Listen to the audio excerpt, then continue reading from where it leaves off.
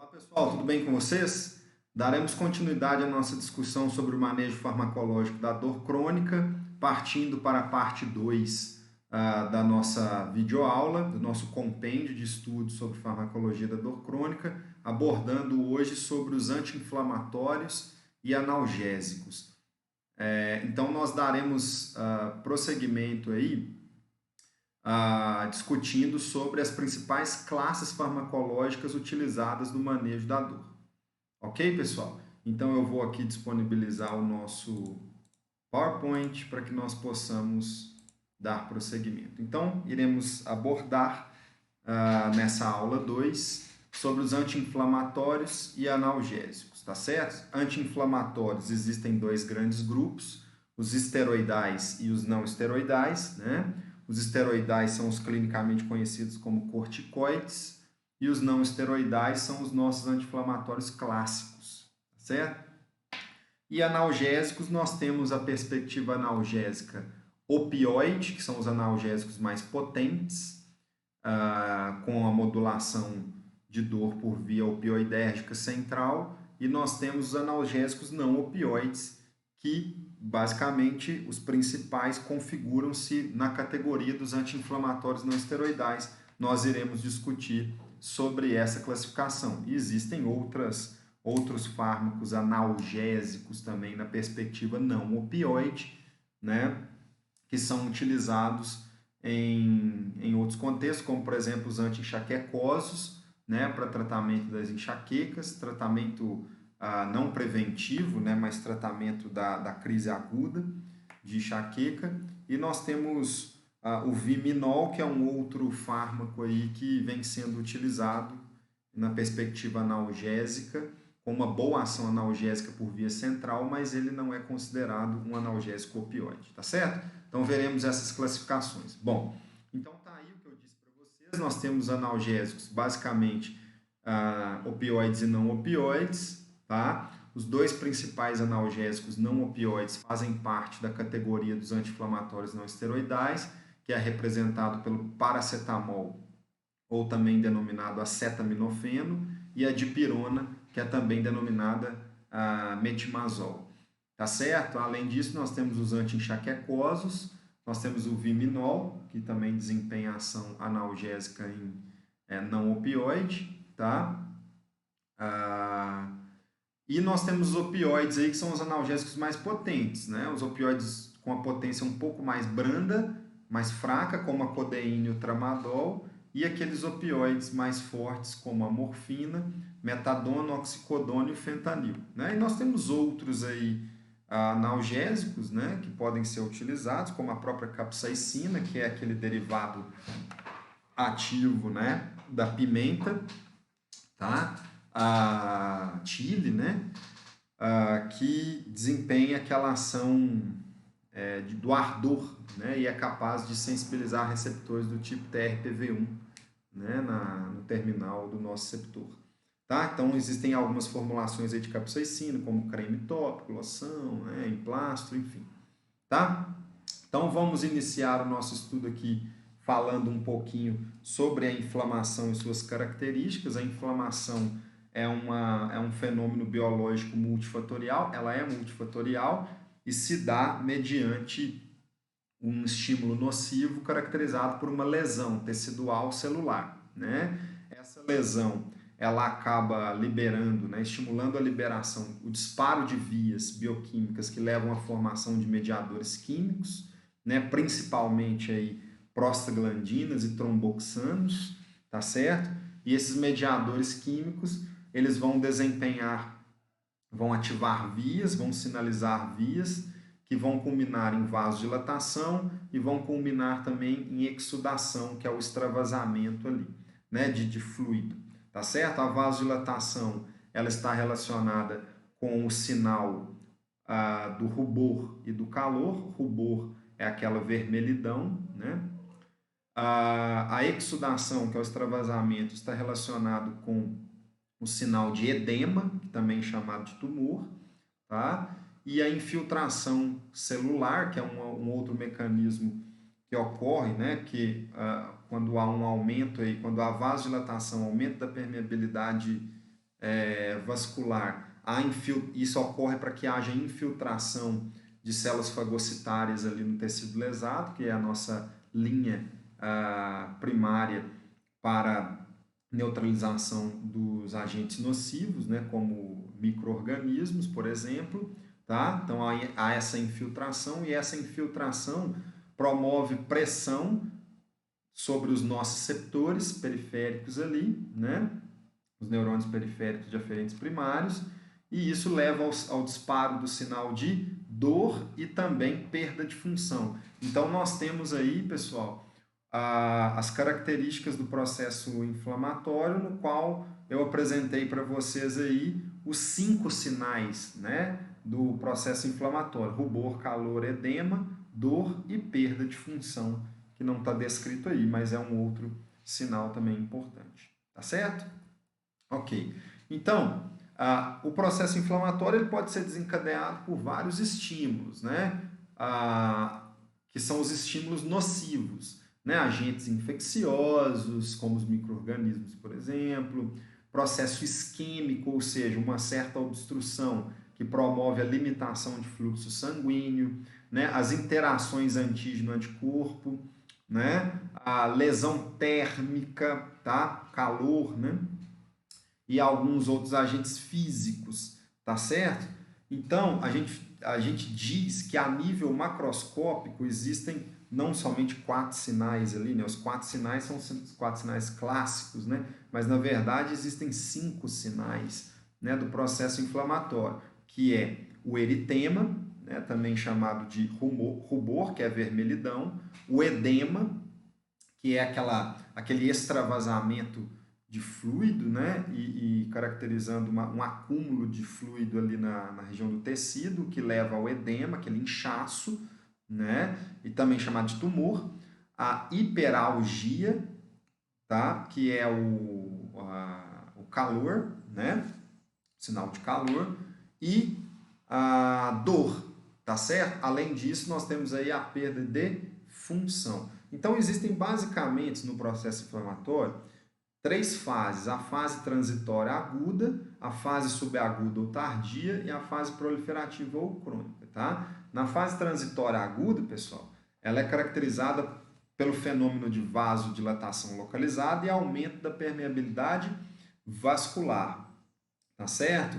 Isso é conduzido, né? Isso é sinalizado pelos mediadores químicos que são produzidos, principalmente as prostaglandinas e também tromboxano. Tá? Então, ocorre vasodilatação para que o fluxo sanguíneo seja mais eficaz e as células fagocitárias cheguem de maneira mais célere, né? Mais dinâmica, mais rápida no local onde está ocorrendo o trauma, por exemplo, né, tecidual. E o aumento da permeabilidade vascular é o espaçamento das células dos vasos sanguíneos, né, ali do endotélio vascular, para que seja possível a difusão mais facilitada, né, mais fácil das células fagocitárias para o tecido. Tá certo? Então, essa é a primeira fase. Aí, quando a gente tem vasodilatação e aumento da permeabilidade vascular, vamos voltar aqui e lembrar, nós temos 2 sinais clássicos, né? O rubor e o calor, ou seja, o eritema, né? E a hiperalgia, que é o calor. Tá certo? Na fase subaguda ou tardia, ocorre a infiltração de leucócitos e células fagocitárias, tá? E essa infiltração por si só, ela gera outros 2 sinais, né? Que é o sinal de dor e é o sinal de edema, tá certo? Porque está promovendo aí, ocorrendo a infiltração, tá certo? E na fase proliferativa ou crônica é caracterizada pela degeneração tecidual e fibrose, que vai acarretar inclusive na perda de função, né? O próprio processo cicatrizacional, ele faz parte da inflamação, do estado inflamatório, e a imagem à direita de vocês mostra esse esquema, né? Com essas 3 fases aí sendo caracterizadas. Mas essa próxima imagem, ela dá uma ideia